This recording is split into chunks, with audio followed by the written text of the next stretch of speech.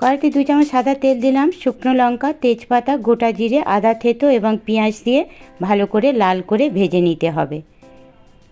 Chicken তার মধ্যে দিলাম, ভিজিয়ে রাখা ছোলার ডাল, আলু দিয়ে একটু ভাজা ভাজা করে নিতে হবে। তারপরে হলুদ গুঁড়ো, জিরে গুঁড়ো, ধনিয়া গুঁড়ো, পরিমাণ মতো নুন, লঙ্কা গুঁড়ো দিয়ে ভালো করে সামান্য জল দিয়ে কষিয়ে নিতে হবে। ভালো করে কষানো হয়ে গেলে তার মধ্যে চাল ঢেলে দেব, দিয়ে মশলার সাথে চালটা ভালো করে কষিয়ে নেব, নিয়ে পরিমাণ মতন জল দেব যাতে জলটা শুকিয়ে যায়। ধিমে আঁচে এটা রেখে দেব। খুব কম সময়ের মধ্যে এই রান্নাটা হয়ে যায়, খেতেও খুব সুস্বাদু। হয়ে আসার আগে একটু বিরিয়ানি মশলা এবং ঘি তার মধ্যে দিয়ে ভালো করে নেড়ে নামিয়ে নেব।